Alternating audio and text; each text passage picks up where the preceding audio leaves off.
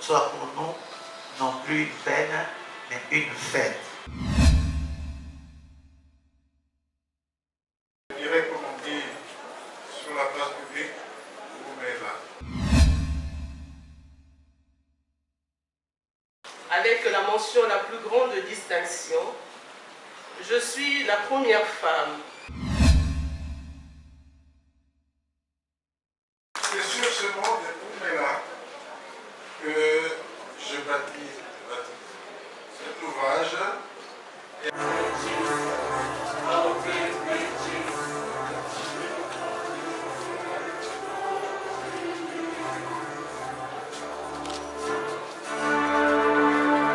Merci.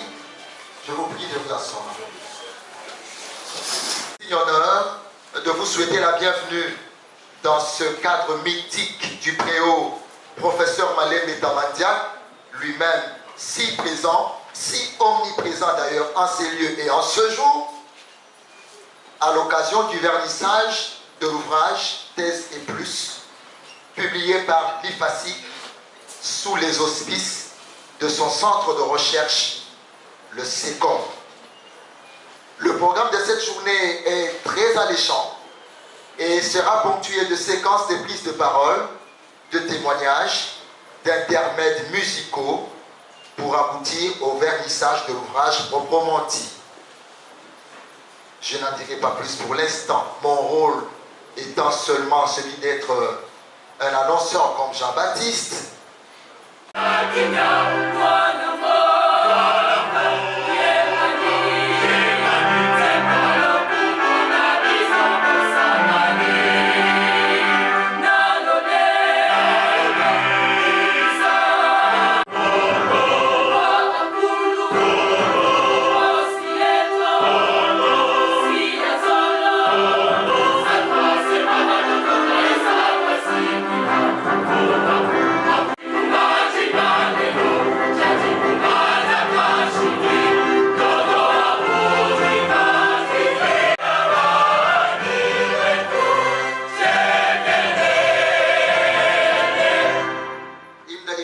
La main droite sur le cœur.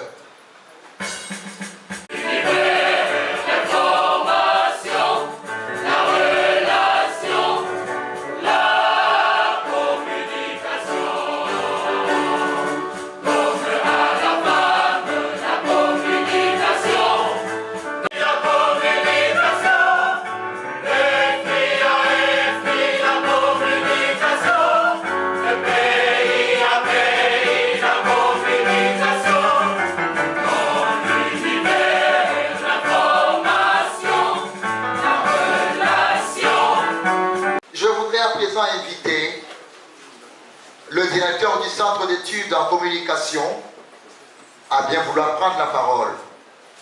Le professeur émérite Jean-Chrétien Cambo est celui qui a coordonné également la publication de l'ouvrage qui nous réunit en ce jour. Professeur. Mesdames et messieurs, nous renouvelons pour chacun de vous le souhaiter au cours de cette année académique. C'est la toute première fois que les IFACIC éditions. L'IFACIC s'est toujours donné un impérial devoir. En effet, avant d'atteindre l'âge d'une dizaine d'années, l'Université Lovanium vit surgir en son sein un certain malaise. Ce malaise coïncidait avec l'annonce de l'indépendance du Congo belge, fixée pour l'année 1960. Le malaise se manifestait sous forme de questions que commençaient à se poser les étudiants noirs de cette université coloniale. Les étudiants congolais se demandaient, s'interrogeaient, se posaient des questions.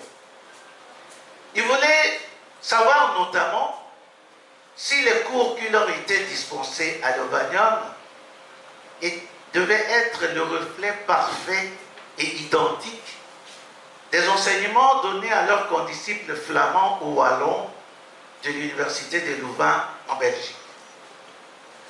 Ces derniers leur enseignent une matière aussi universelle que la géométrie euclidienne, par exemple.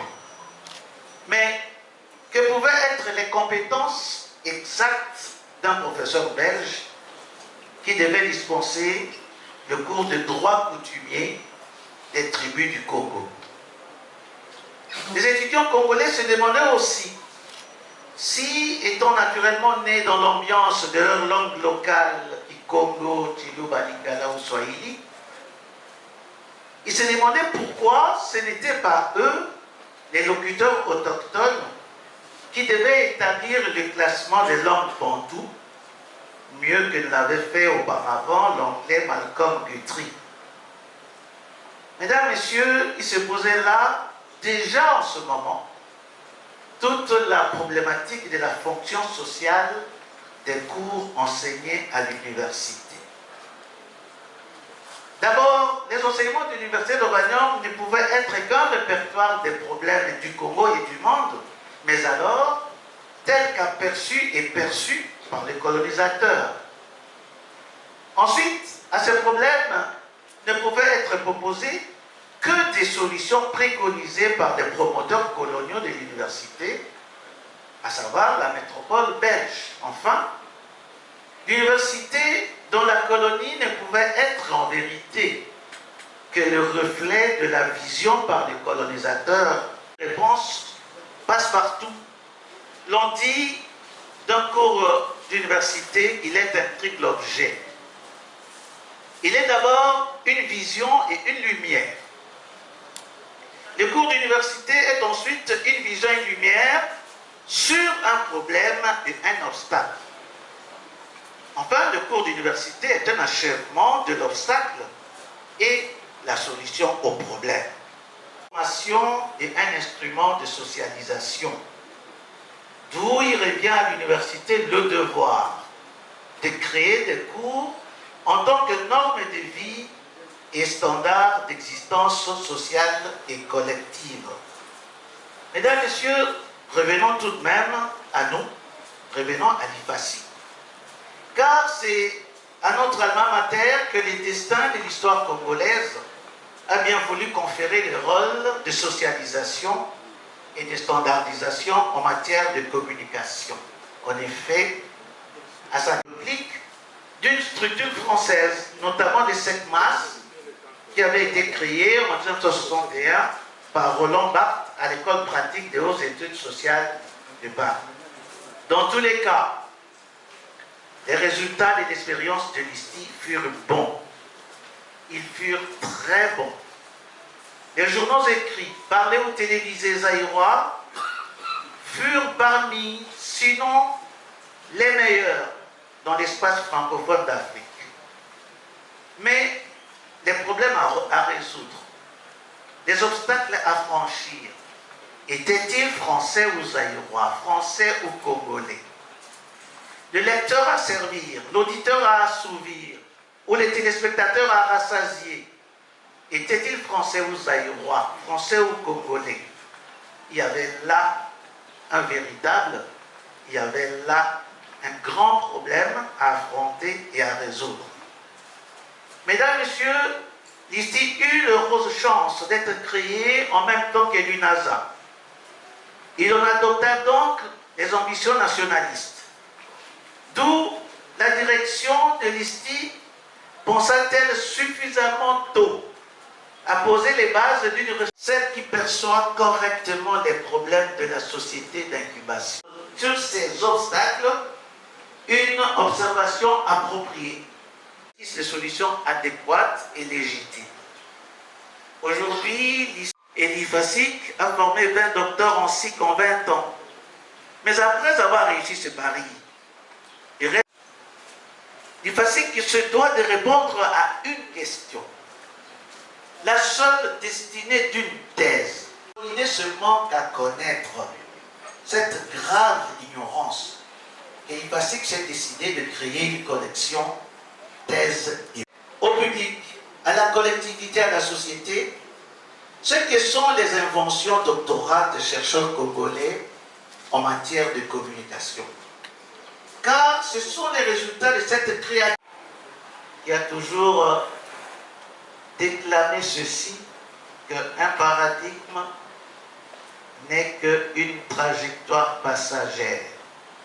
Ainsi, je me permets de leur répéter l'ancien paradigme qui veut que la thèse ne soit qu'une peine, pour remplacer par un autre aujourd'hui, que la thèse, que leur thèse soit pour nous non plus une peine, mais une fête.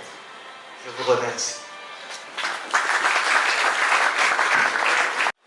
Pour vous donner une idée sur le parcours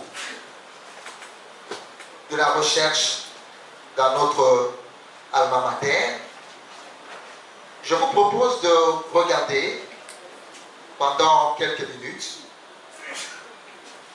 quelques traces, certes inoubliables,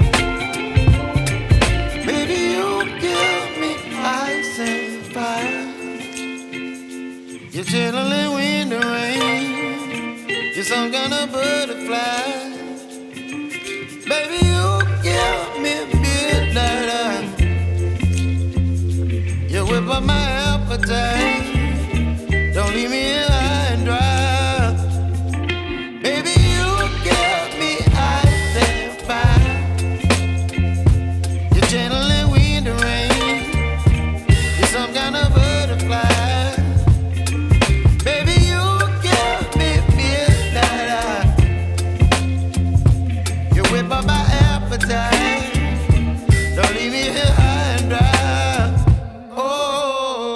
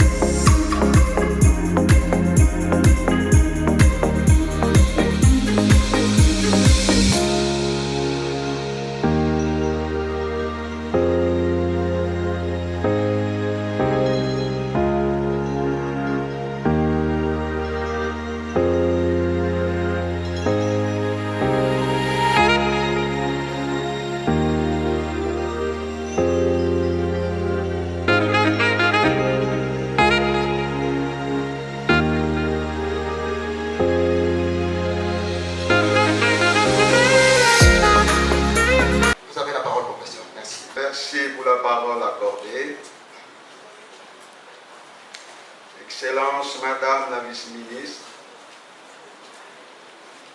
honorables députés et sénateurs, Monsieur le recteur de l'IFASIC, Monseigneur le président du conseil d'administration des universités ici représentés, honorés collègues et professeurs, chers étudiants et étudiantes, distingués invités. Aujourd'hui, nous célébrons dans la grande joie cet autre aujourd'hui lointain, mais combien présent, lorsque par un cérémonial solennel, l'école doctorale de l'IFASIC assistait à la première soutenance de thèse, voici 20 ans. Je voudrais d'abord saluer et remercier les organisateurs de cette matinée pour la cérémonie du vernissage du tome 1 de la collection Thèse et plus, pour m'avoir invité à prendre part à cette cérémonie en ma qualité de président du jury de la première thèse en SIC au Congo, du travail abattu par notre école doctorale.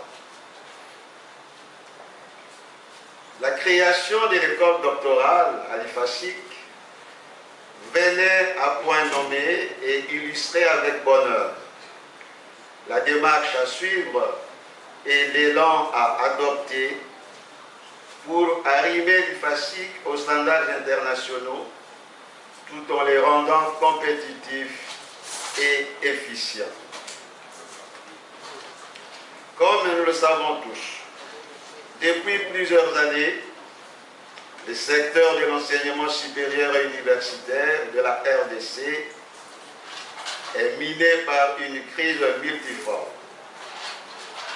et la prolifération des établissements d'enseignement supérieur, privés, voire publics, répondant davantage à des visées politiques et mercantilistes plutôt qu'éducationnelles, a discrédité le système éducatif congolais, tant au niveau national qu'international.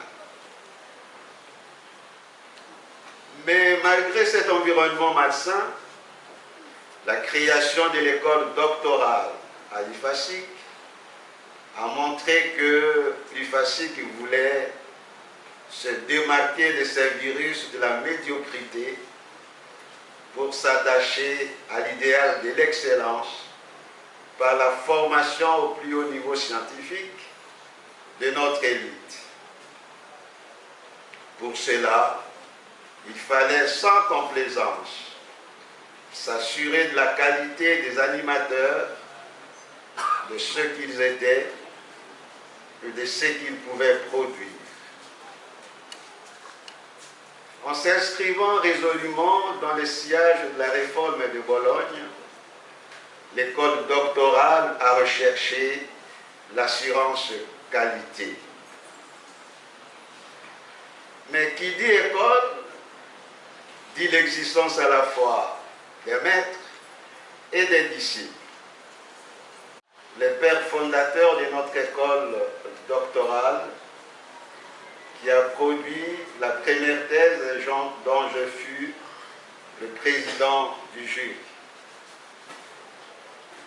J'aimerais saluer spécialement le professeur Jean Chrétien Gamou ici présent et ses liens tenants.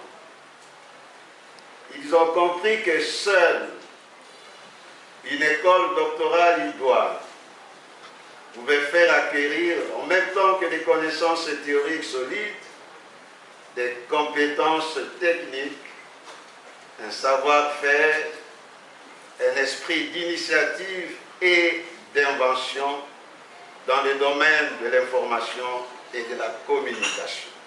Le professeur, comme on a parlé tout à l'heure, pour répondre efficacement à la requête de professionnalisation, et d'employabilité de nos jeunes. Je me souviens encore comment le professeur Cambo se battait comme un démon dans le bénitier pour convoquer tous ses amis à venir prêter main forte ici pour l'édification de notre école doctorale. Nous étions convoqués de toutes parts, de toutes disciplines scientifiques, ici au pays comme à l'étranger. C'est pour cela qu'en votre nom à vous tous, je voudrais que nous puissions féliciter et saluer l'un de ce père fondateur avec une salle d'applaudissements.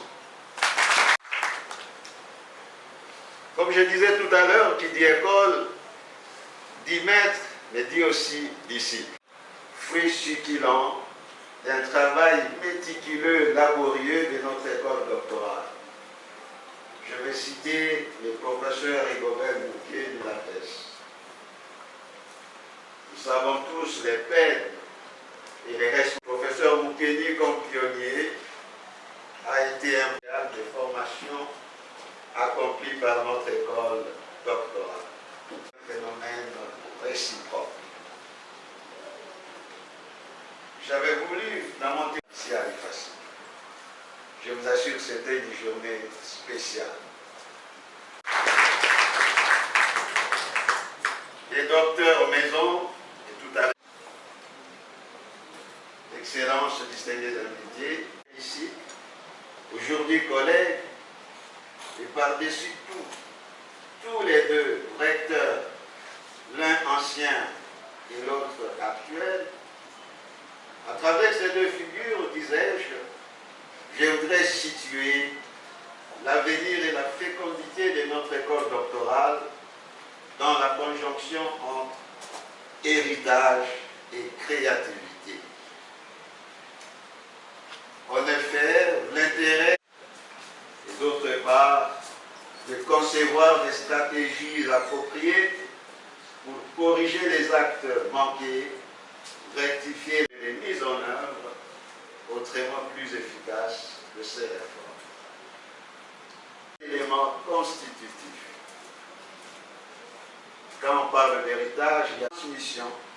Et quand on parle d'héritage, il y a toujours une succession.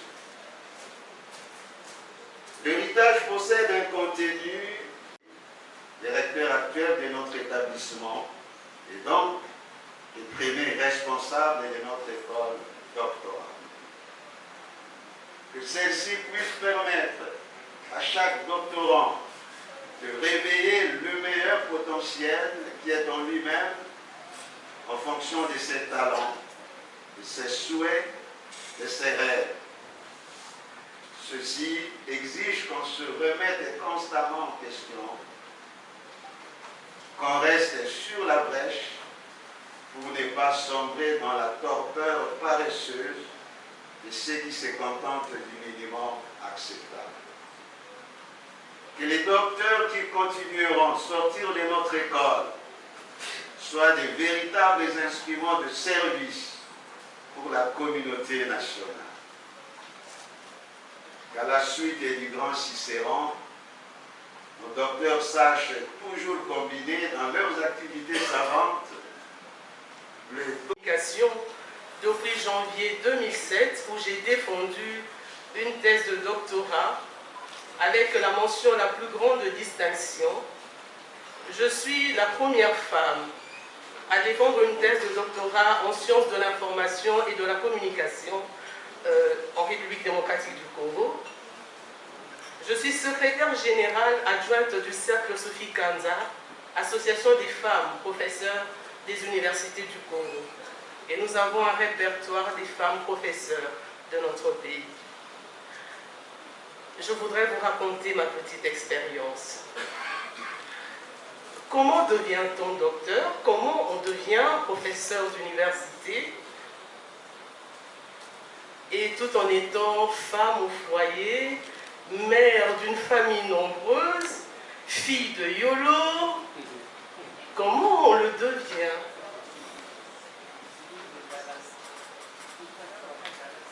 Je suis de la première promotion de l'école doctorale, donc en 1999, quand nous avions commencé, quand on a lancé l'école doctorale, j'étais assistante à l'IFASIC, en fait j'étais en voie de devenir chef de travaux, donc j'étais inscrite à cette première promotion. Une promotion faite essentiellement d'hommes. Et heureusement, malheureusement pour moi, cette année, j'étais enceinte. Donc ça voudrait dire que j'ai commencé l'école doctorale, j'étais à mon 6e accouchement. J'étais enceinte pour la première année et la deuxième année, je devrais donc mettre au monde, avoir un bébé. Voilà ce qui m'a été dit par le professeur Ekambo, qui était en fait le conducteur de l'école doctorale à l'époque. Madame, concernant les enseignements, vous êtes en congé. En tant qu'étudiante à l'école doctorale, vous n'avez pas de congé. Donc en fait, j'ai passé les 2 années pour commencer le DS en mettant au monde, en faisant TPE et tout ce que vous voulez. Donc j'ai passé les 2 années pour commencer, pour lancer l'année de cette manière-là. J'étais en première année de licence ici à l'ISTI. J'ai fait première licence politique extérieure et critique littéraire, radio-télévision. À l'époque, c'était des options dures, c'était pas facile. Et on avait des profs qui étaient très très coriaces, surtout qu'il n'y en avait pas beaucoup encore à cette époque-là. Donc en fait, en même temps que j'étais étudiante, j'étais en même temps journaliste à la radio-télévision nationale, et j'étais déjà épouse, et j'avais commencé déjà à faire des enfants. Donc ce qui fait que j'ai passé des moments, je dirais, compliqués, oui, mais surtout très complexes. Donc la grande partie de mes études universitaires et post-universitaires, je les ai accomplies en étant épouse et mère. Et je suis l'épouse d'un Moluba, un Kassaïen, qui chaque fois il fallait rappeler son Shima et son Matamba. Donc en fait il fallait faire toutes ces choses à la fois. Mais on sait souvent comment on fait, on sait souvent ce que l'on veut devenir, voudrais-je dire, mais on ne sait pas toujours exactement comment il faut faire pour le devenir. Alors je crois qu'il y a un concours de circonstances, il y a beaucoup de facteurs qui entrent en ligne de compte et qui font que les gens deviennent ou que les gens arrivent. Et parmi ces choses, il y a la famille, il y a les écoles par où l'on passe, mais il y a également des personnes que l'on rencontre dans la vie. Il y a ce que nous voyons et ce que nous entendons qui restent dans notre mémoire en tant qu'humains et qui font que les gens arrivent. C'est mon humble point de vue.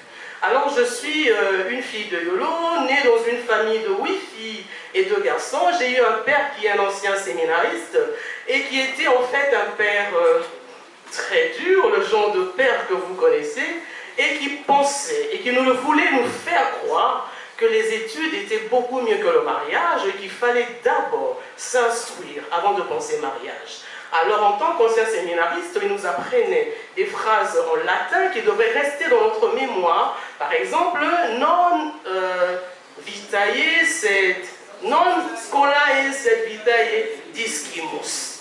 Nous n'étudions pas pour l'école, mais pour la vie. Donc c'est des choses qu'on devrait répéter et qui devraient rester dans notre mémoire. Il nous apprenait par exemple des leçons où il fallait retenir des textes entiers, par exemple les fables de Fontaine, des textes avec qui il fallait discuter avec lui, mais il était également calé en mathématiques. Donc en fait, mon environnement familial m'a aidé à comprendre la vie, à avoir une vie. Sous vos acclamations, s'il vous plaît.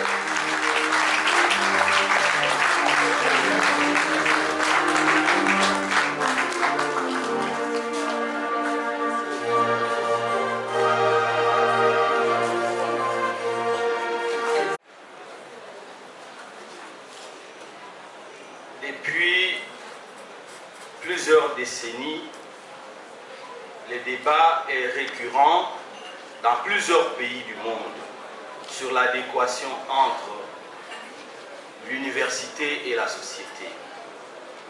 Ce qui veut dire concrètement entre la formation théorique reçue à l'université et la pratique de terrain dans le monde du travail. Dans le monde du travail, en l'occurrence, le monde des médias congolais, qu'il soit du domaine de la presse écrite, presse papier, presse en ligne, ou qu'il soit de l'audiovisuel, nous n'attendons pas de l'université seulement qu'elle observe et décrive les réalités que nous vivons. Nous attendons surtout qu'elle nous dévance sur notre propre terrain pour nous donner de nouveaux outils, de nouvelles raisons d'espérer. Oui, des raisons d'espérer, parce que les médias congolais ont bien des soucis de tous ordres. Ce sont sans doute ces soucis que peuvent cerner l'université et la recherche pour élaborer des esquisses de réponses. Quelques exemples. 1. Face à la révolution numérique qui a amené la prospérité dans les secteurs connexes, comment et pourquoi les médias restent pauvres? 2. Comment assurer le développement d'une presse sans circuit de distribution ou en dehors de tout circuit de distribution formelle, comme l'est la presse congolaise? Nous suivons avec attention les recherches qui sont entreprises ici à l'IFASI. Certaines ont l'avantage d'aborder de manière frontale les questions qui nous préoccupent, à la fois comme journalistes et comme entreprise de presse.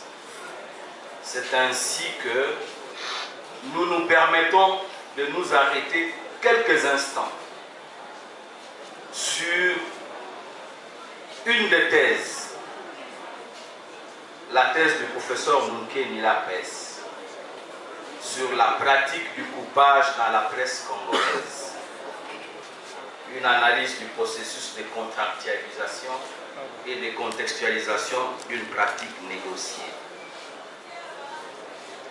Le coupage, je sais que beaucoup nous attendent sur ce terrain-là et je ne veux pas y échapper.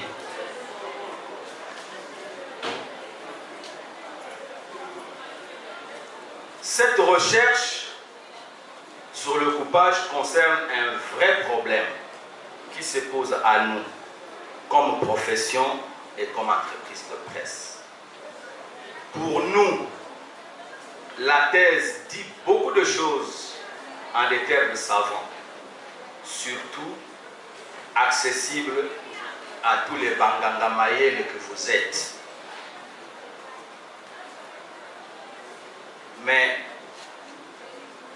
qu'il soit occasionnel, circonstancié, ratifié, on ne sait trop par quelle instance, ou proximisé, pour nous, le coupage nous fait accéder à l'incompétence parce que, in fine, le coupage tue le journaliste et le journal. Alors, l'université peut-elle nous offrir un nouveau modèle économique sans coupage qui rende viable l'entreprise de presse et le journaliste? D'où notre troisième préoccupation, et c'est par là que nous allons terminer. Quel modèle économique pour la presse congolaise qui soit capable de répondre à la fois au défi de l'immensité du territoire, de la diversité de sa population et de ses réalités socio-économiques? Si nous devons avoir un quotidien national ou un hebdomadaire national, il fonctionnerait sur quel modèle économique?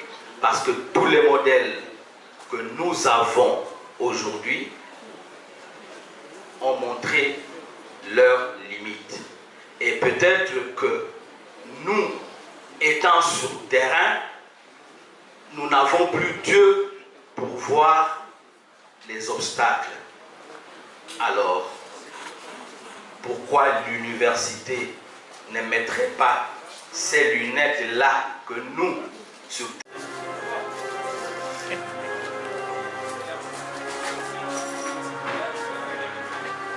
Grande acclamation, s'il vous plaît. Merci. Merci, Excellence. Peut-être un mot, Monsieur le Président? Juste un petit mot, Monsieur le Président. Merci.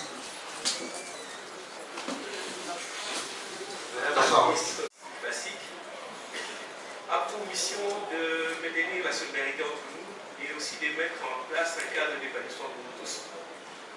Moi, je choisis. Pour nous, la mise, ça devait être la thèse et puis quoi? Parce que le professeur Egamola dit dans l'introduction de cette revue, la destination finale dans certaines universités, c'est que les mémoires rentrent dans les bibliothèques et les chambres froides obscurcies.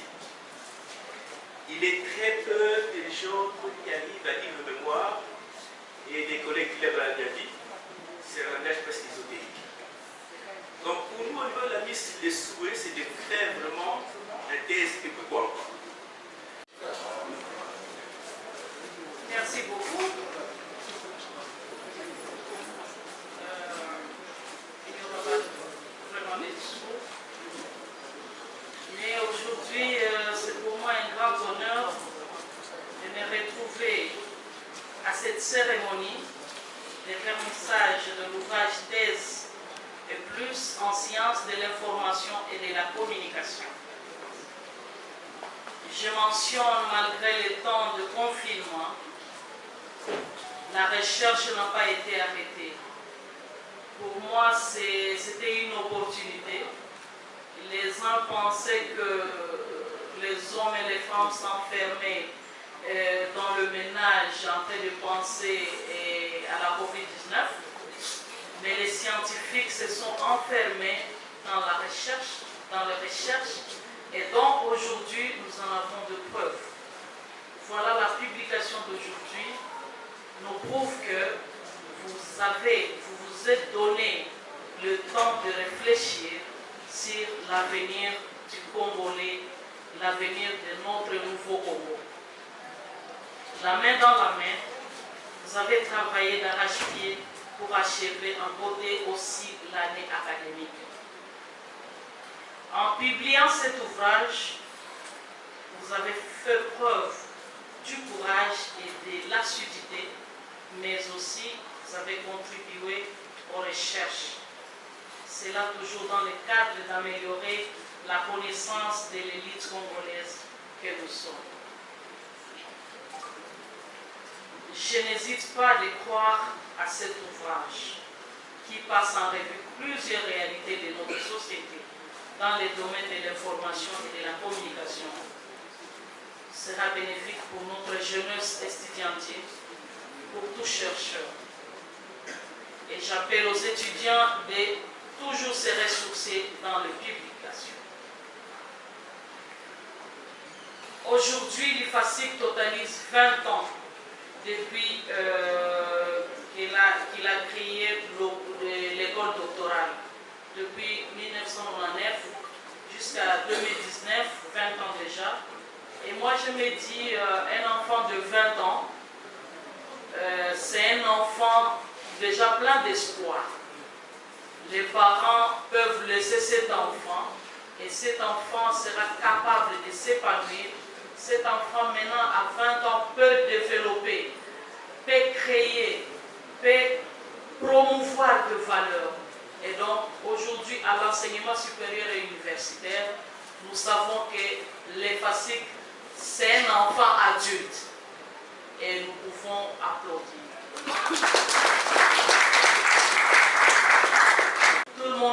ignorer que les vrais communicateurs de ces pays, c'est le produit de l'IFASIC.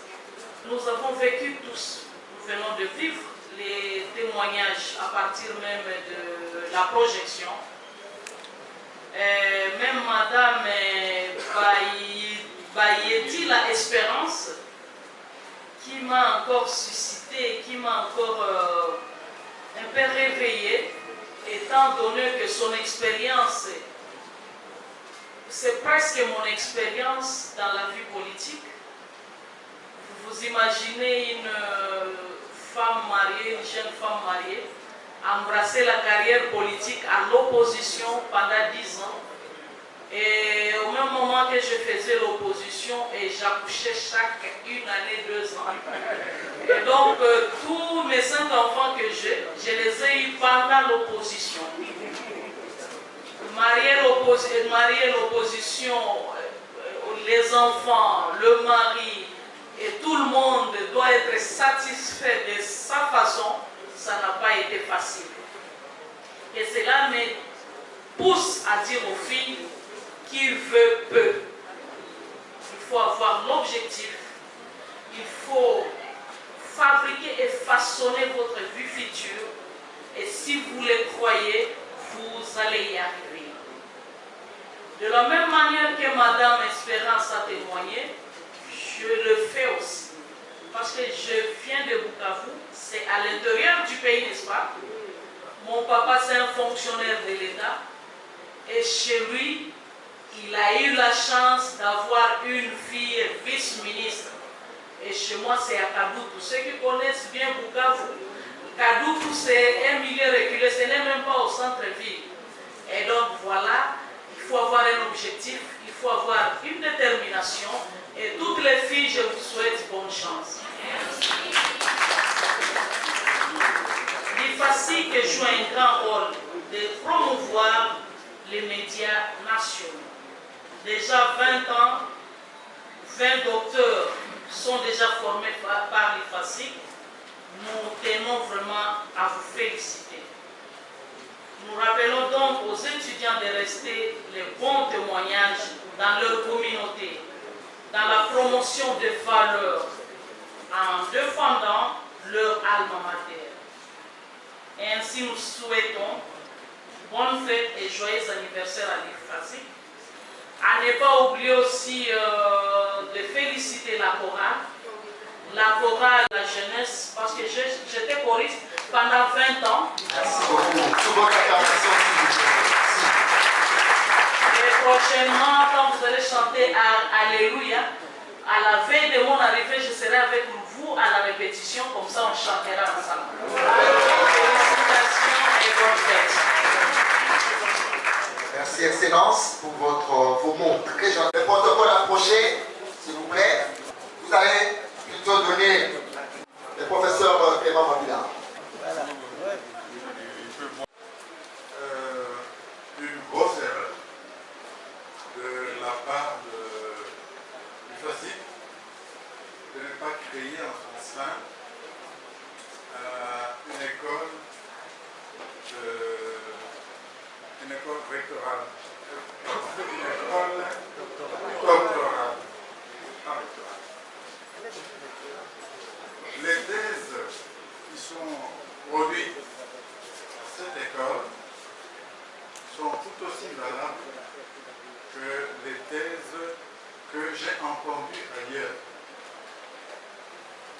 J'ai eu l'occasion d'assister à la première thèse présentée par le recteur, pourquoi j'ai lu un lapsus tout à l'heure, sur les coupages. J'ai eu également la chance d'assister à quelques thèses, notamment celle de Mme Baïdila, assister à la thèse comme celle de M.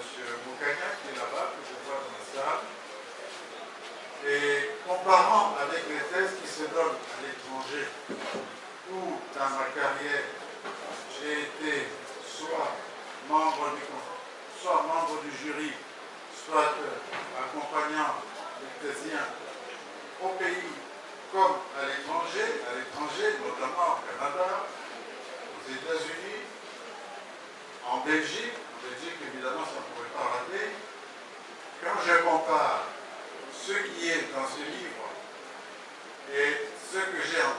par ailleurs, moi-même j'ai fait la thèse ailleurs, il n'y a pas de honte à avoir à se croire inférieur à ce qui se fait ailleurs. Je crois que l'IFASIC mérite toutes les félicitations de ceux qui sont ici, de ceux qui ont suivi la progression, je dirais comme on dit sur la place publique, vous mettez là.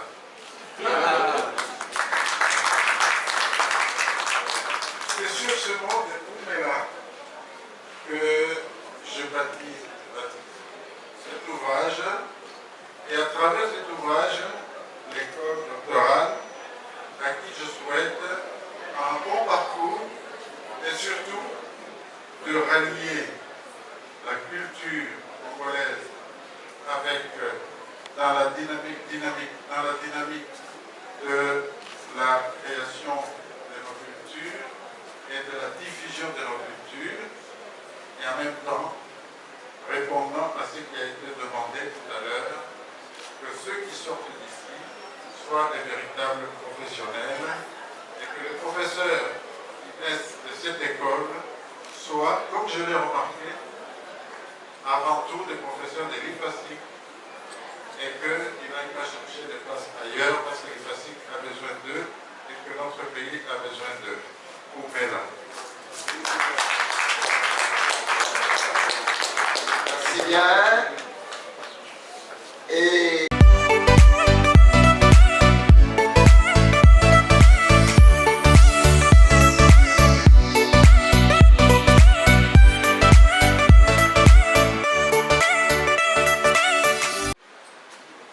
alors, je vais commencer en disant que la science de la communication est assez proche, elle est même très proche de la science à laquelle j'appartiens, c'est-à-dire la sociologie. Et comme production de la connaissance,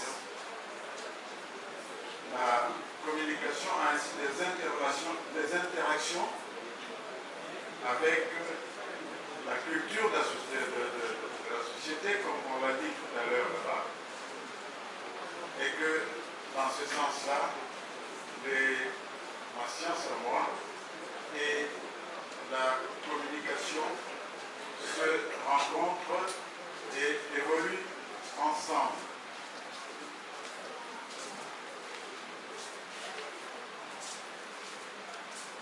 Je voudrais peut-être en ce moment essayer de réfléchir sur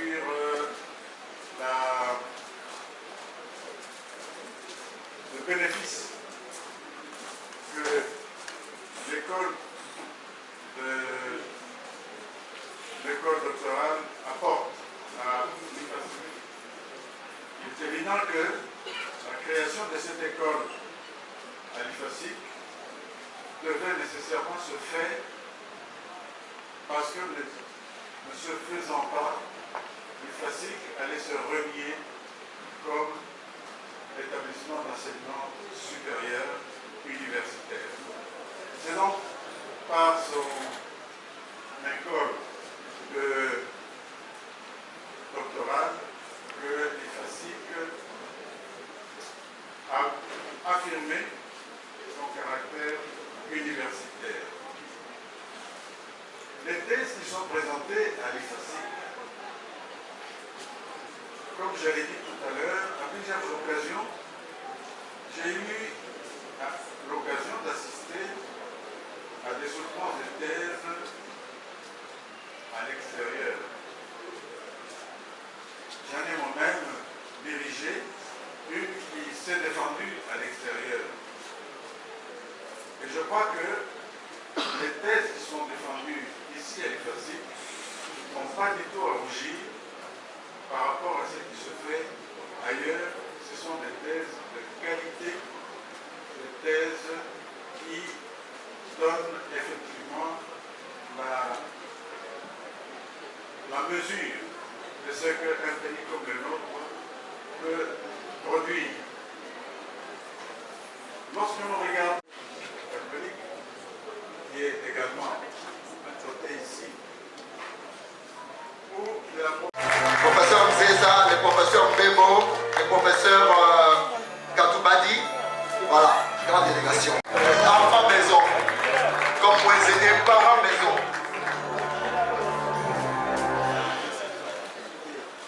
Enfants maison et doyen, voilà, très bien. Et mais également le représentant de l'Institut Notre-Dame de Fatima.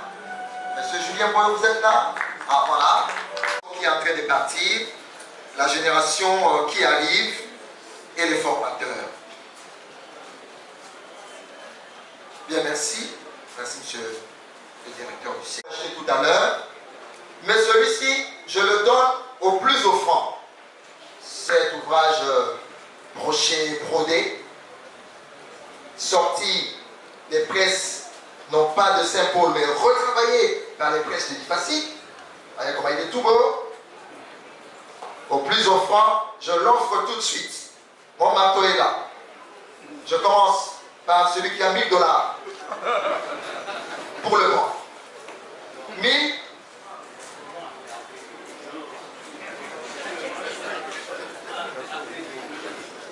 900.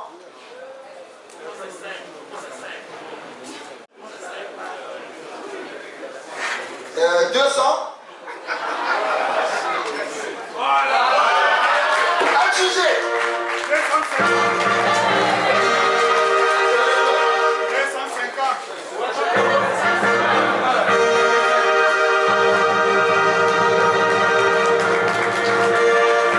Sur vos applaudissements, s'il vous plaît.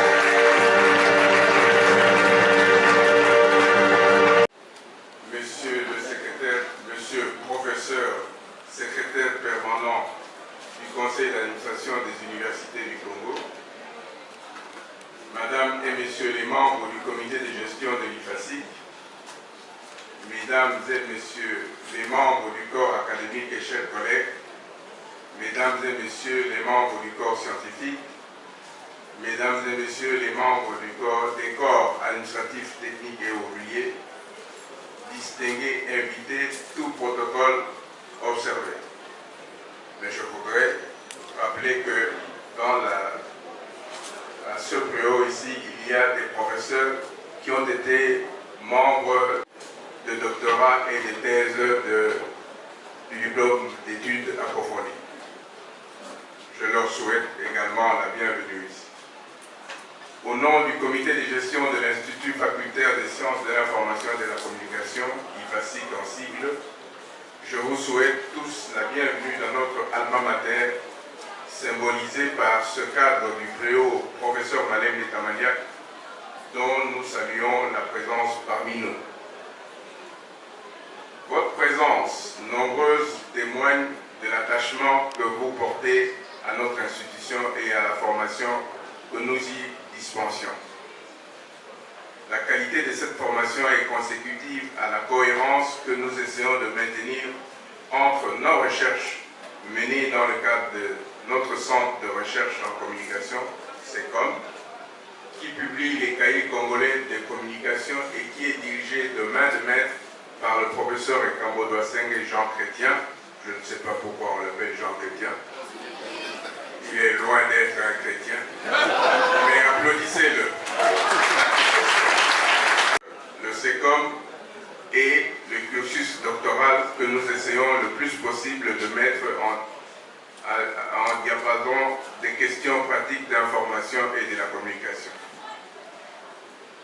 La cérémonie du vernissage de ce jour, consacrée à notre revue dédiée à 5 thèses défendues dans notre école doctorale, a une signification particulière à la fois pour le cursus doctoral que pour la recherche. Du point de vue du cursus doctoral, ce vernissage annonce un nouveau départ dans les thématiques de recherche future que nous projetons désormais en les couplant avec la formation au niveau de la licence en cinéma et art du spectacle. Dans cette perspective, cette licence sera mobilisée pour animer et documenter visuellement les problématiques doctorales qui touchent à la pratique du métier de l'information et de la communication, Ce cursus doctoral a été fructueux particulièrement ces 5 dernières années, durant lesquelles notre école doctorale a produit 23 docteurs et 48 diplômés d'études approfondies. Par ailleurs, la formation doctorale à l'IFASIC vise essentiellement à trouver des solutions théoriques aux problèmes concrets et pratiques de l'information et de la communication qui se posent dans nos contextes de vie. C'est dans cet esprit que nous envisageons d'élaborer une charte de l'école doctorale qui n'aura de cesse que de renforcer les conditions du cursus de la formation en DEA et au doctorat. Il s'agira notamment de conditionner toute présentation d'articles scientifiques en rapport avec le travail scientifique réalisé. Mais ce nouveau profil que nous entendons imprimer à la formation doctorale ne peut être efficace que si notre centre de recherche multiplie l'année académique 2020-2021. Nous préconisons de donner une nouvelle impulsion aux éditions du SECOM. Désormais, les cahiers congolais de communication seront édités trimestriellement. La première édition sera ouverte à toutes les recherches réalisées par nos chercheurs et auxquelles l'ingéniosité du SECOM s'évertuera à leur trouver une ligne directrice et conductrice. Ce premier numéro de l'année académique recevra également les productions des auditeurs du 3e cycle. Pourquoi nous procédons de cette manière-là? Nous voulons donner l'avantage de la recherche.